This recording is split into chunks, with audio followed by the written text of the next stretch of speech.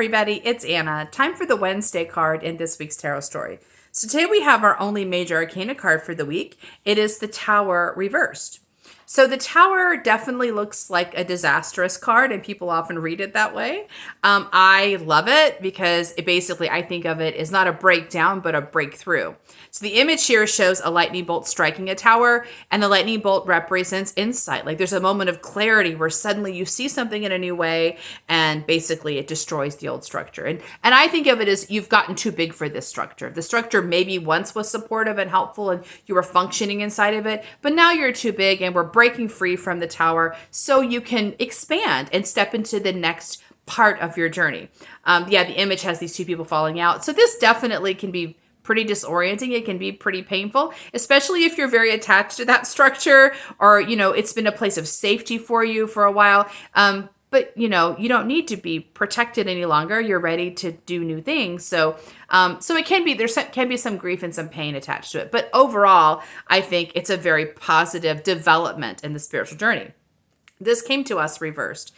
And I think this is really interesting because I feel like sometimes, there is no tower. There's no dramatic surge of anything. Nothing really big happens. It's just like you move on pretty quietly from one thing to the next. And the reason I read it this way is because yesterday's card was the 10 of Wands, which is about completing your passion project. You've worked so hard. You've got this lovely harvest and you're bringing it to the world. You give it to the world and then, and then you're done. And I mentioned yesterday that one of the challenges in our challenging mindset that shows up when we're pursuing our passion is the idea that you have to impoverish yourself or sacrifice yourself in order to accomplish the passion project. Or even you have to really sacrifice in order for it to have value. Because the mindsets most of us are raised with tells us that there's no pain, no gain. The value of something is reflected by how much effort you put into it, right? So basically you're saying, it has to be really hard, really, really difficult for it to be valuable. And I said, that I was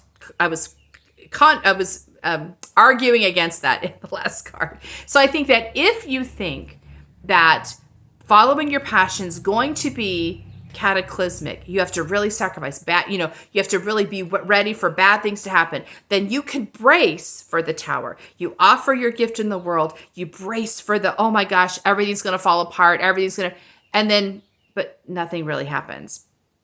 And I think that's really important to realize. So when I've shared this before, but when I studied the tarot and I was ready to kind of come out as a tarot, be public as a person who read tarot, I was really worried about it because I thought, okay, well, people are going to know and people are going to judge me. And I didn't even know what I thought was going to happen, right? But basically that was the completion of this journey. Now I'm ready to do this. I'm going to go ahead and go into the world and say I'm going to do this.